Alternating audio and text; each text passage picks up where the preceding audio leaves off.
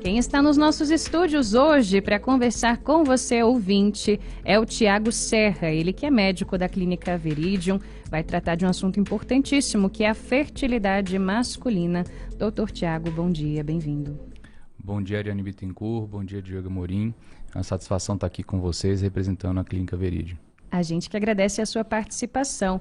A gente batia um papo aqui antes do programa começar, falando sobre esse assunto, e eu já perguntei de cara se é mais comum ter infertilidade nas mulheres do que nos homens, porque parece que é uma situação mais corriqueira e um problema que acomete mais as mulheres.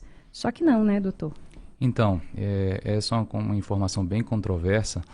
Tem literatura informando que 40% dos casos dos casais inférteis tem um componente que a gente chama de fator feminino exclusivo e 40% fator masculino exclusivo. O que quer dizer isso? Alguma alteração na produção seminal do homem que não permitiu que o casal tivesse filhos. E 20% desses casos são componentes mistos. Tanto o homem quanto a mulher apresentam alterações que não permitiram que esse casal tivesse filhos. Doutor Tiago Serra, bom dia, bem-vindo à Nova Brasil FM. A gente percebe, estudos indicam, um aumento desse percentual de infertilidade masculina, o estilo de vida que nós temos hoje, isso acaba propiciando também, de alguma forma, a infertilidade? Alguns fatores, Diego, podem sim interferir do estilo de vida. Abuso de drogas, abuso de álcool, estresse em excesso. Um outro fator que a gente sabe que também pode ter uma interferência, por mais que o homem, quando ele começa a produzir espermatozoides na sua adolescência, ele provavelmente vai produzir espermatozoides até o fim da sua vida. Só que, como o nosso corpo envelhece, a qualidade do sêmen também pode ter um comprometimento. Então, com o passar do tempo, é natural que a qualidade seminal também pode apresentar algum grau de piora, né? Agora, o estilo de vida, sim, isso interfere na qualidade da produção seminal e no aumento de número de casos de infertilidade conjugal. E o fato de os casais estarem tendo a decisão de ter filhos mais tarde do que num passado talvez não tão distante assim, isso também ajuda? A idade tem uma relação com a infertilidade? Sim, é muito mais impactante no que a gente chama de fator feminino, né?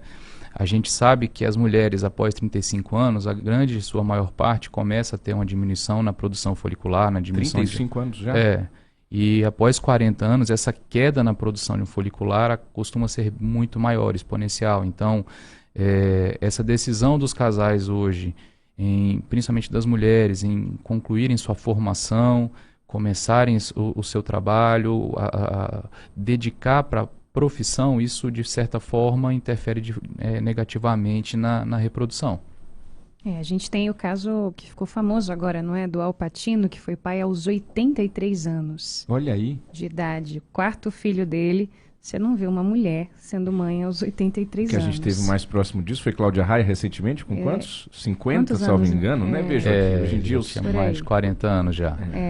E a gente sabe que depois dos 40 anos realmente a dificuldade aumenta, mas não impossibilita, né? Tem possibilidade de ovo-doação, mas isso assim não é o que a gente trata no dia a dia. Normalmente o urologista, o andrologista, ele cuida da parte da infertilidade masculina, né? Por mais que a gente acompanhe o homem, a gente também tem uma noção boa aí do conjunto, e tem que ter.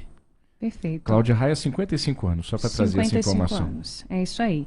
E a gente já vê que é um ponto fora da curva, né? A gente falou tanto sobre a gravidez da Cláudia Raia, acabou ocupando o noticiário porque realmente não é comum, por mais que as mulheres tenham essa tendência hoje de ter filho mais tarde. Agora, doutor, o senhor dizia que de 10% a 15% dos casais em idade fértil têm dificuldade para engravidar. E aí eu te pergunto, como descobrir o motivo? Existem exames que apontam a causa exatamente? É difícil, é fácil esse processo? Então, Ariane, primeiro passo, né, o critério de infertilidade conjugal. No casal onde as mulheres têm menos de 35 anos, a gente espera 1 ano de relações sexuais frequentes, sem nenhum tipo de uso de contraceptivo. Esse casal, durante mais de 1 ano, manteve relações sexuais frequentes sem contracepção, a gente pode dar o diagnóstico de infertilidade conjugal. E o que é infertilidade conjugal? É dizer que esse casal não vai ter filhos? Não. eu estou dizendo que esse casal muito provavelmente vai precisar de alguma ajuda, né? E como é que começa essa ajuda? Como eu já te falei anteriormente, né, o número de homens que possuem alterações na produção seminal e que não permitem que eles tivessem filhos até aquele momento é grande.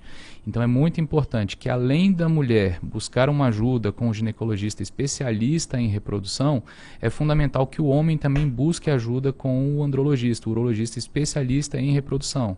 Para quê? Começa tudo como a medicina sempre foi, história clínica. A gente conversa bastante durante uma consulta, porque diversos diagnósticos a gente consegue fechar com uma boa história clínica e um exame físico adequado. 8 horas e 16 minutos, desculpa, agora vai, 8 horas e 16 minutos, me perdoe. Nós estamos no Jornal Nova Brasil Brasília, hoje é quarta-feira, estamos com o Dr. Tiago Serra, urologista da Clínica Veridium, aqui na nossa coluna de saúde e bem-estar, falando sobre fertilidade masculina.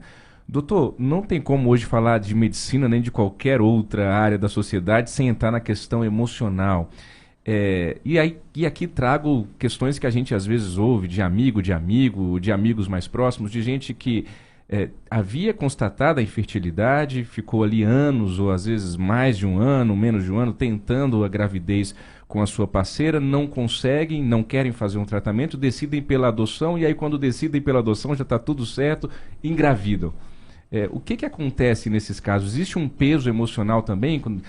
Isso é um mito? Dizer que quando a pessoa relaxa e deixa de se preocupar com isso, há mais chance dessa fertilidade acontecer? Ou eu estou falando besteira aqui?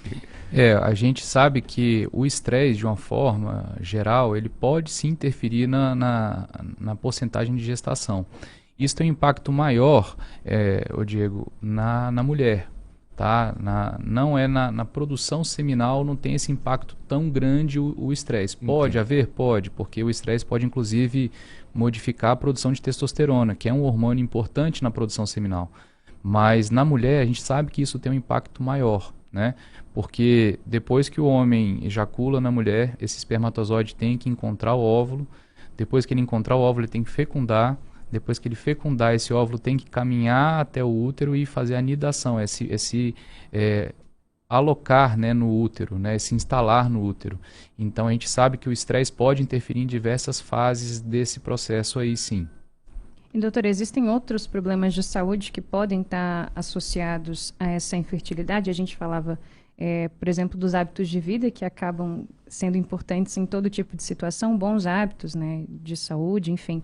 Agora, existem alguns problemas que podem estar associados?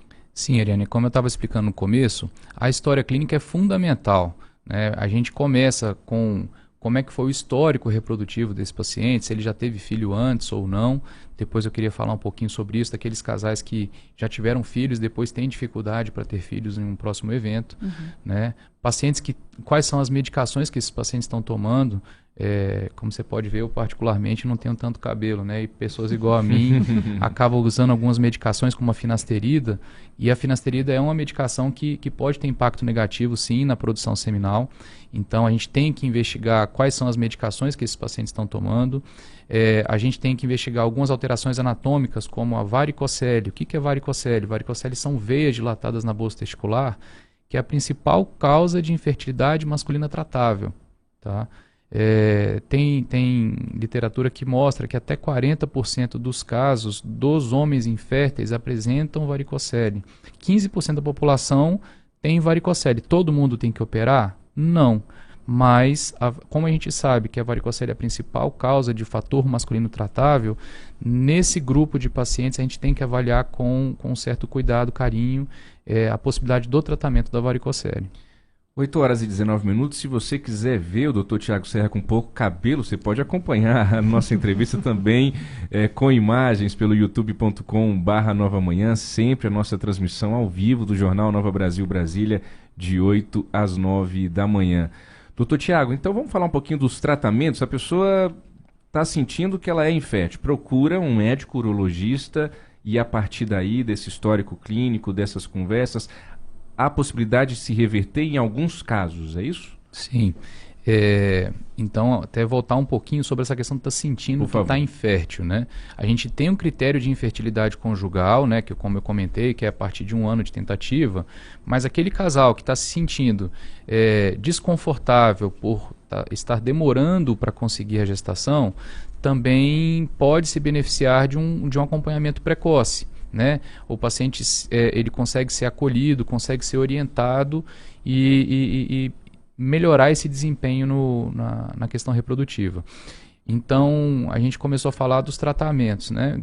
Como eu comentei, o tratamento vai depender muito de qual é o motivo, né? O paciente que está tomando a finasterida, como eu citei anteriormente, vai ter que parar de tomar.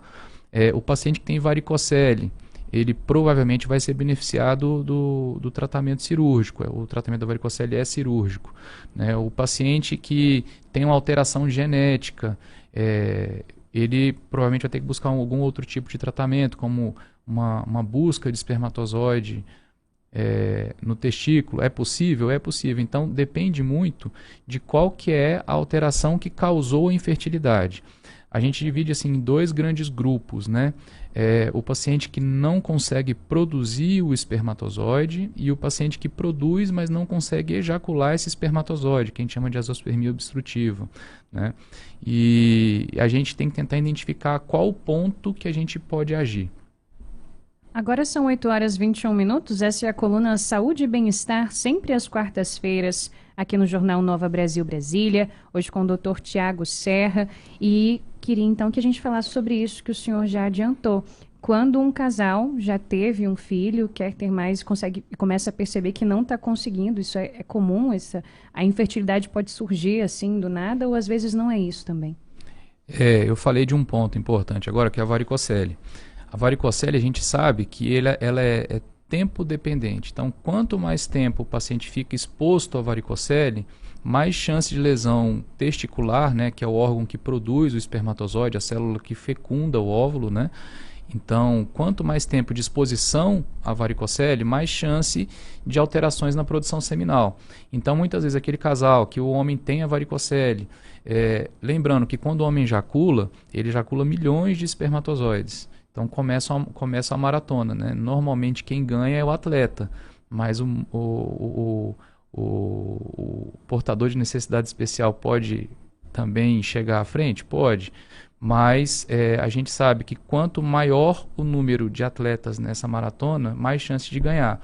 Imagina que quando o paciente é jovem, a varicocele não teve tanto impacto na produção seminal. Ele teve mais facilidade ou menos dificuldade para engravidar a mulher. Com o passar dos anos, aquele casal que tem um filho e depois demora um período razoável para ter outro filho, você abre espaço para essa varicocele prejudicar ainda mais a produção seminal e causar essa dificuldade. Então, como eu comentei, 40% do total dos homens inférteis têm infertilidade conjugal, cerca de 30% de infertilidade conjugal primária. O que é isso? Aquele casal que não conseguiu ter o primeiro filho, né? Tá? Que por um motivo inicial eles não tiveram nem o primeiro filho. O secundário é o segundo filho. Então, até 80% dos homens que têm infertilidade secundária, eles podem ter a varicocele como um dos fatores que está prejudicando esse casal. Para a gente concluir, doutor, varicocele, então, esse nome que eu estou aprendendo hoje, talvez você ouvinte também, qualquer veia no testículo, ela dói, qual é o sintoma, qual é o sinal de alerta que a gente precisa procurar o urologista? Tá. A varicocele é uma veia doente, é semelhante a uma varizes que tem nas pernas, né? Mas a mulher tem isso mais evidente, né? Aquelas veias dilatadas que não conseguem, que não são competentes em jogar o sangue adiante. Então, isso na bolsa testicular, ela pode se representar como um aumento do volume ali acima do testículo, parece um monte de cobrinha, um monte de minhoquinha enrolada ali, parece, quando é a varicocele mais volumosa, isso tem essa semelhança, e nada mais é do que um conjunto de veias doentes e que merecem tratamento em casos especiais. É isso aí, esse foi o Dr. Tiago Serra, médico da Clínica Veridium, esteve conosco hoje na coluna Saúde e Bem-Estar. Doutor, obrigada pela participação. Ariane Bittencourt, eu agradeço a oportunidade, Diego Amorim também. Eu acho que é muito importante a gente tentar levar alguma informação que pode ajudar a nossa população. E a Clínica Veridium está sempre à disposição para tentar oferecer o melhor tratamento possível com médicos muito bem preparados e que também levam muito em consideração o acolhimento, atender bem o paciente e confortá-los. Porque na medicina a gente nem sempre cura, mas a gente sempre pode confortar. Muito bem. Muito obrigado, Dr. Tiago Serra. 8 horas e 25 minutos. Essa foi a nossa coluna Saúde e Bem-Estar.